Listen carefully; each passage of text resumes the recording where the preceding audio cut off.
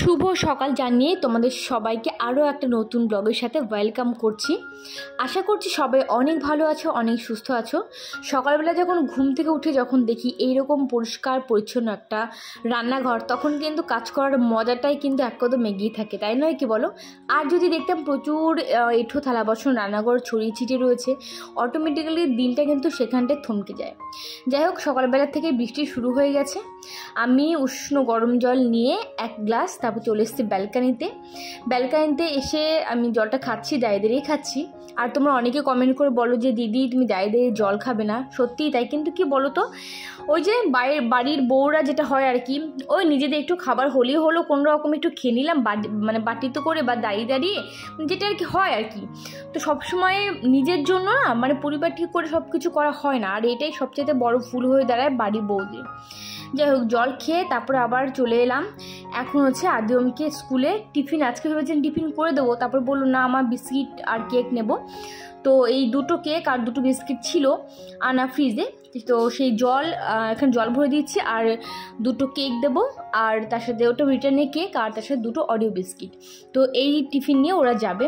Actually জানো তো কী করে, ম্যাক্সিমাম দিন দেখা যায় ওই একটা অরিও বিস্কিট আর ওই যে একটা করে কেক দিচ্ছি, একটা ওটা তো স্লাইস থাকে তোমার 5খানা করে থাকে কেক ভেতরে, ছোটো ছোটো একদম দেখতে পাচ্ছ, ওইগুলো দেখবো আবার রিটার্ন নিয়ে চলে এসছে। দেখা গেল আবার দুটো বিস্কিট খেলো কিংবা খেলো না, এরকম করে খাওয়ায় ওরা ছোটোবেলা থেকে বড্ড কাঁচা। আর এই কারণে কয়েকটা দিন ধরে বেশ কেক দিচ্ছে, ঘুরিয়ে ফিরে কেক বিস্কিট বিভিন্ন রকমের বিস্কিট দিচ্ছি আর কি। কারণ টিফিনটা কষ্ট করে সকালবেলা উঠে করবো, তারপর যদি দেখি যে একটুখানি খেলো আর বাদ বাকি সমস্তটাই আবার বাড়িতে নিয়ে আসে, তখন সত্যি কিন্তু খারাপ লাগে, মাথাটা পুরো খারাপ হয়ে যায়। যাকে চলো, আর এই দিকটা হচ্ছে আদিমের প্রেশার কুকারে ভাত বসিয়ে দিয়েছি। আমাকে একজন কমেন্ট করেছিলে যে দিদি বাচ্চাকে সকালবেলায় ভাত খাওয়াচ্ছ। অ্যাকচুয়ালি ওই তো বললাম না যে ওর একদম খাওয়ায় কমা, এই যে 8টার সময় ধরো স্কুলে বেরিয়ে যাবে আর বাড়িতে ঢুকতে প্রায় 2টো হয়ে যাবে। কিন্তু এতটা টাইম না, ওই টিফিন দিলে বললাম একটুখানি খাবে কি খাবি না, দেখা গেলো গোটা টিফিনটাই আবার রিটার্ন নিয়ে এলো। তো সেই কারণে দেখো এখানটা আমি ছোটো ছোটো 2-3 চামচ ভাত আর কি। তো এখানে দেখতে পাচ্ছ কতটুকু পুরো ফেনা, পুরো একদম কি বলবো ফেনা ভাত যেটা আর কি, যে কারণে আরও বেশি লাগছে, অনেকটা লাগছে, জল আছে এর ভেতরে। কিন্তু এখানটা 2 চামচ টোটাল আর কি ভাত আছে, দেখতে পাচ্ছ তোমরা। ওর মুখে 2 গাল আর এর মুখে 2 গাল, ব্যাস একটুখানি আমি ঘি দিয়ে দিয়েছিলাম ভেতরে। এই হচ্ছে এদের খাওয়া। তো এইটুকু ভাত যদি খেয়ে যায় তবুও পেটে থাকবে, এটা ভেবে আর কি খাওয়াই। আর সকালবেলা দুধ কর্নফ্লেক্স আগে খাওয়াতাম, ওরা হচ্ছে খেতেও চায় না সেভাবে, জোর করে 2 গাল খাই দিই, পেটটা একটুখানি ভরা থাকে, এটা আর কি ভাবি, সেই কারণেই খাওয়ানো হয়। আর তোমরা তো দেখলে কতটুকু নিয়েছি, তা অর্ধেক আবার ফেলানোই যাবে, এরকম ব্যাপার থাকে। যাই হোক চলো, এদিকটা আদিমকে সমস্ত রেডি করে দিয়েছি, আর এখন ওরা আগের থেকে নিজেরাই রেডি হতে শিখিয়ে দিয়েছি। আমি কিন্তু তোমাদেরকে বারবার করে বলি, ওদেরকে কিন্তু সমস্ত কাজে আমি পটু করার চেষ্টা করছি, নিজেদের হাত দিয়ে করানোর চেষ্টা করছি। তারপরেও এখনও সেরকম ম্যাচিওর ওরা হয়নি, অনেকটাই ডিপেন্ডেন্ট এখন আমার উপরেও। তবে আমি চেষ্টা করব যে ওদের সমস্ত কিছু ওরা যেন নিজেরা করতে পারে, সেইভাবে তৈরি করার চেষ্টা করছি। যাই হোক, নিচে গাড়ি চলে এসেছে, আদি অলরেডি নিচে নেমে গেছে, তো গাড়ি সে দাঁড়িয়ে রয়েছে বলে আমি আর নিচে নামলাম না। তো আমি এখন বাদবাকি কাজকর্মে চলে যাব। আদিম স্কুলে যাওয়ার পরে সমস্ত ঘরগুলো ভালো করে দৌড়ে আগে গুছিয়ে নিয়েছি, কারণ স্নান করার পরে বাসি ঘর আর কি আবার ক্লিন করবে, এরকম তো হয় না। তো সমস্ত ঘর ভালো করে পরিষ্কার পরিচ্ছন্ন, ডাস্টিং ক্লিনিং যতটুকু যা করার আর কি সমস্তটা করে নিয়ে তারপরে স্নান করে উঠলাম। আর ওদিকে মেশিনও চালিয়ে দিয়েছি। আর স্নান টান করার পর এই যে আজকে যেহেতু মঙ্গলবার ছিল, তো বজরংবলীকে যে পুজো দিয়েছি, সমস্ত ঠাকুরকেই তো একসঙ্গে পুজো দিই। পুজো সকাল সকাল হয়ে গেলে যে কত কাজ যে হয়ে যায় এখন আমি সেটা বুঝতে পারি, যেটা কিনা আগে আমি করতাম না। তো সেটাই করার চেষ্টা করছি, তারপরেও মাঝে মধ্যে স্কিপ হয়ে যায়। আর আমার তুলসী গাছটা দেখতে পাচ্ছ এরকমটা কেন হচ্ছে, একদিকটা শুকিয়ে গেছে আর একদিকটা পুরো তরতাজা রয়েছে। এবার জানি না কি হবে, দেখো পুরো সবুজ পাতা একটা দিকে, আর 2-1টা ডাল দেখলাম মাঝখানে একদম শুকিয়ে গেছে, যে কারণে নিচে সবসময় ওই শুকনো পাতাগুলো আর কি পড়তেই থাকে। আর তুলসী ঠাকুরকে স্নান করেই আমার এখানটা ধূপ ধুনো দেওয়া হয়ে গেছে, দেখতে পাচ্ছ নিচে শুকনো পাতাগুলো সবসময় পড়তেই থাকে। আর আমি যেটা করি যে বাতাসাটা ঠাকুরকে যখন আমি দেই, সে বাতাসাটা অনেক সময় বাচ্চারা অনেকে খেতে চায় না ডাইরেক্ট, তো আমি কী করি নিয়ে এসে তারপর জলে আমি ভিজিয়ে রাখি। ভিজিয়ে রাখার পরে মোটামুটি 5 থেকে 10 মিনিট ভিজিয়ে রাখলে আর কি ওটা গুলে যায় সুন্দরভাবে, তো সেটাকে খেয়ে নিই। আর এটা তো আখের গুঁড়ো তৈরি যেহেতু, তো এটা উপকারও আছে, তো এইটাই আমি প্রত্যেক দিন আর কি করে থাকি। এদিকে বাতাসাটা মানে প্রসাদটা নষ্ট হয় না, আর এদিকে খাওয়া উপকার আর কি। তো আগে নয়তো বাতাসা এরকম রেখে দিলে দেখা যেত পিঁপড়ে এসে খাচ্ছে, বা আদিও বলছে খাবো খাবো, খাওয়া হচ্ছে না। আর আমার ডাইরেক্ট বাতাসা চিবি চিবি খেতে আমার কীরকম যেন লাগে, মানে প্রসাদ তাই নষ্ট করা যাবে না, সেই কারণে আমি জলে ভিজিয়ে এভাবে খাই। তোমাদের যদি এরকম কোনো প্রবলেম থাকে তাহলে অবশ্যই তোমরা কিন্তু জলে ভিজিয়ে রেখে বাতাসে জলটাও কিন্তু খাওয়া হয়ে যায়, শরীরটা প্রচণ্ড পরিমাণে ঠান্ডাও থাকে। আর আমাকে আরেকজন কমেন্ট করেছো যে দিদি তুমি, তোমার তো এটা অটোমেটিক মেশিন তুমি বলেছিলে, মানে ওয়াশিং মেশিনটার কথা, তাহলে তুমি কিসের জন্য হাত দিয়ে পাইপ দিয়ে জল দিচ্ছে আর কি, এইটা দেখে বলেছিলে। অ্যাকচুয়ালি আমাদের এখানকার জলে এতটা পরিমাণে আয়রন, মানে যেটা কিনা আগে ছিল না, এই 1-1.5 বছর ধরে হয়েছে আর কি। তো ওয়াশিং মেশিনের ভেতর দিয়ে যে পাইপটা দিয়ে জল আর কি আসে অটোমেটিক, সেই পাইপটা না কদিন পর পরই বন্ধ হয়ে যায়, কারণ হচ্ছে মানে আয়রন জমতে থাকে। টেকনিশিয়ান দাদা 2বার ঠিক করে গেছে এসে, তো বুঝতে পারছো যখনই আসে এক গাদা টাকা দিয়ে ঠিক করা হচ্ছে, পাইপ চেঞ্জ করা হচ্ছে, আবার দেখা যাচ্ছে 2-3 মাস 4 মাস যেতে না যেতে সেম প্রবলেম। তো সেই কারণে আমি এখন কী মানে আমাকে দেখিয়ে দিয়ে গেছেন আর কি টেকনিশিয়ান দাদা, যে এইভাবে আপনি পাইপটা দিয়ে আপনি জলটা ভরে নেবেন, এরকম অটোমেটিক্যালি ওটা মানে স্পিন হবে, রিংস সব কিছু অটোমেটিক্যালি হবে, কিন্তু জলটা আপনাকে দিতে হবে সেটা পাইপ দিয়ে, মানে বালতি ভরে জল ঢালবো এরকমটা না। তবে সব কিছু অটোমেটিক হয়, কিন্তু জল দেওয়ার সময় আমি তখন কী করি, ওই ওপরের ইয়েটা খুলে নিয়ে তারপর আমি জল দিই। আর এতেও দেখছি ধোয়াটাও মানে জলের পরিমাণটা আমি আমার মতো করে দিতে পারছি, কখনো কখনো ভেতরে জামা কাপড়গুলো আমি নিজে হাতে একটুখানি আবার কচলে দিচ্ছি, এটা মানে সুবিধাই হয়েছে বেশ। তো এইভাবেই মোটামুটি চলছে। তো দেখা যাক, আবার আয়রনের পরিমাণটা যখন দেখবো কম হচ্ছে আমাদের এখানকার, জানি না আদৌ ঠিক হবে কিনা এটা। তো আগে যখন টালা ট্যাঙ্কে জল আসতো তখন এই জলের আয়রনের পরিমাণটা মানে ছিলই না। টালা ট্যাঙ্কের জল মানে সেটা খাওয়ার জল, তোমরা সবাই জানো, কিন্তু এখন যে এত পরিমাণে আয়রন, মানে তোমাদের কি বলবো। তো সেই কারণেই অ্যাকোয়াগার্ড মানে কারো বাড়িতে মোটামুটি অ্যাকোয়াগার্ড লাগালো সেটাও টিকছে না, তারপরে গিজার নষ্ট হয়ে যাচ্ছে, সবার ওই একটাই প্রবলেম, সেটা হলো হচ্ছে জলে আয়রনের কারণে। যাই হোক, এখানে টিফিন করে নিলাম, আর ওদিকে মাসি চলে এসছে, মাসির সাথে কথা বলছিলাম, মাসি একটু রেস্ট নিচ্ছে বসে, আর এদিকে আমি টিফিনটাও আমি করে নিলাম। আর সকালবেলা হচ্ছে এখন মানে অনেকটাই সকালবেলা ভুল হবে, এখন ওই 9টা 9:30 মতো বাজে। তো এখন হচ্ছে টিফিন করব, রুটি করলাম, আর রুটির সাথে হবে টক দই, ব্যাস, মানে টক দই দিয়ে রুটি খাওয়া হবে, এটাই যা। আর রুটি করতে গেলে তো চারিদিকটা তো একটুখানি নোংরা, তো একটু না বেশ কিন্তু নোংরা হয়ে যায়, মানে নোংরা জিনিস না রুটিটা, কিন্তু তা সত্ত্বেও দেখবে গুঁড়িটা এদিক ওদিক ছড়িয়ে ছিটে যায়। যদিও আমি খুব কম গুঁড়িতে কাজ করতে পারি, একদম অল্প গুঁড়ি দিয়ে আমি কিন্তু রুটি বেলতে পারি, তারপরেও তো ছিটে যায় এদিকে ওদিকে, সেগুলো মুছে নিয়ে ভালো করে কিচেনটা আবার পরিষ্কার পরিচ্ছন্ন করে নিলাম, হ্যান্ড ওয়াশ দিয়ে হাত ধুয়ে নিলাম। এটা অভ্যাস আমার, দিনে কতবার যে হ্যান্ড ওয়াশ দিয়ে হাত ধুই তো বলার মতো না। তো এখন খাবো রুটি, আমার হাজব্যান্ডকে প্রথমে দেবো টক দই দিয়ে, তারপরে আমি খাবো। তো আজকে সকালবেলা এক্সট্রা কিছু করলাম না, গতকাল রাত্রেবেলা হাজব্যান্ড নিয়ে এসেছিল টক দইটা, তো ফ্রিজে রেখে দিয়েছিলাম। তো আর পুরো এই দইটা এত ভালো ছিল না, আমাদের এখানটা না অন্য একটা জায়গা থেকে নিয়ে এসেছিলো, তো মানে পুরো একদম মানে পুরো দেখতে পাচ্ছ বসে গেছে, খুব সুন্দর ছিল। আর নর্মালি টক দই যতটা টক হয় সেই তুলনায় অনেকটা কম টক আর কি ছিল, তাই একটুখানি চিনি দিলাম। আর টক দই সত্যি কথা বলতে কি বলো তো, চিনি না দিয়ে খাওয়াটাই ভালো, কিন্তু ওই যে আমি খেতে পারি না, আমরা বিশেষ করে বাঙালিরা তো মানে কি বলবো, টক দইয়ের সঙ্গে চিনি না দিয়ে খাবে এটা খুবই কম হয়, নন বেঙ্গলিরা কিন্তু খুব ভালো খায় মানে চিনি ছাড়াই, কিন্তু আমরা পারবো না। যাই হোক, আমার হাজব্যান্ড খেয়ে বেরিয়ে গেছে, এবার আমি খাচ্ছি আর মাসির সাথে কথা বলছি। সকালবেলা থেকে 1-2বার বেশ ভালোই বৃষ্টি হয়ে গেছে, তো এখন দেখলাম একটুখানি আবার রোদ উঠেছে, তো সেই কারণে দৌড়ে গিয়ে আবার জামা কাপড় নিয়ে মেলে দেবো, কারণ আবার যদি বৃষ্টি আসে তাহলে।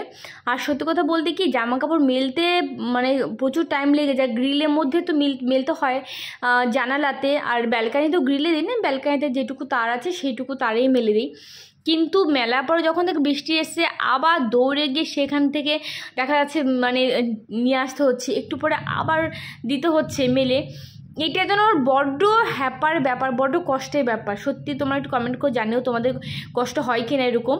নর্মালি কিন্তু উঠোনে জামাকাপড় থাকলেও টেনে নিয়ে আসলে আলাদা ব্যাপার, কিন্তু এরকম গ্রিলের মধ্যে সুন্দর করে মানে সাজিয়ে গুছিয়ে ভালো করে মেলে দেওয়ার পরে আবার তুলতে হয় দৌড়ে দৌড়ে, খুব কষ্ট লাগে তখন। তো যাই হোক, এদিকে পুরো গ্রিল ভর্তি করে মেলে দেবো, দিয়ে আর বাদ বাকি মানে বড় যেগুলো আছে আর কি বেড কভার বা আমার কুর্তি, তো ওইগুলো নর্মালি আমি ব্যালকানিতে যে তারটা রয়েছে সেখানটায় গিয়ে মেলে দেবো। আমার বাপের বাড়ি তো তোমরা দেখেছো, তোমরা যারা প্রতিদিনের ব্লগ আমার ফলো করো, তো অনেক বড় না হলেও ছোট্ট একটা উঠোন আছে সামনে। তো সেই উঠোনে তার টানানো থাকে, গ্রামের দিকে যেটা আর কি হয়, প্রচুর জামা কাপড় মেলা যায়।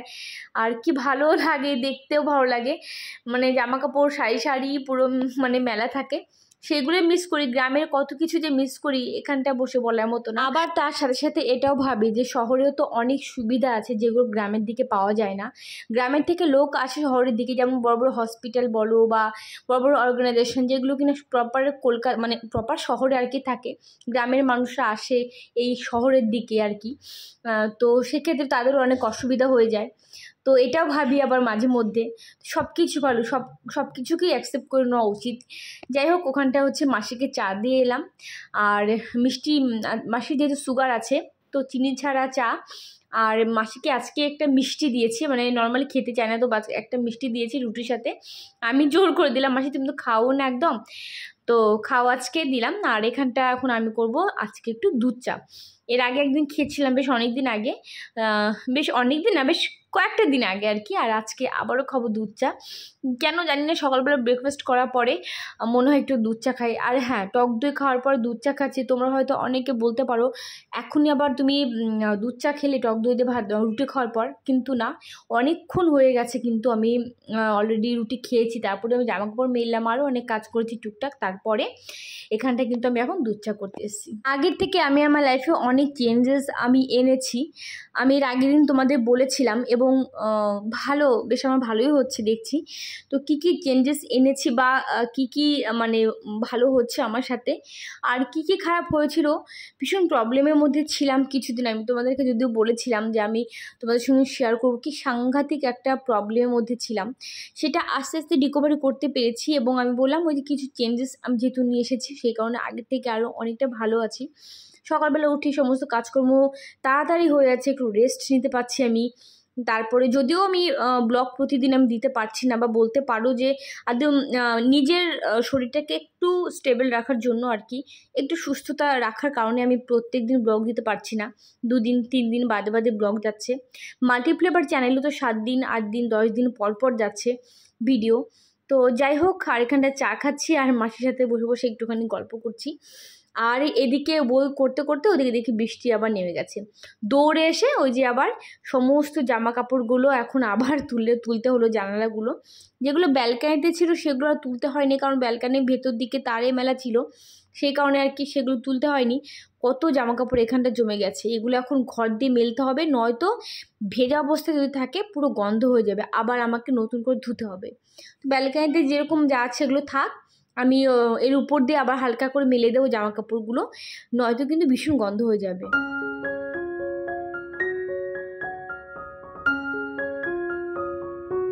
সমস্ত কাজকর্ম মোটামুটি কমপ্লিট করে আবার চলে এসেছি কিচেনে আজকে রান্না হবে হচ্ছে নিরামিষ তরকারি, সয়াবিন তরকারি হবে একটা, আর 5 মিশালি সবজি একটা হবে, ব্যাস এটাই আজকে টিফিন হবে।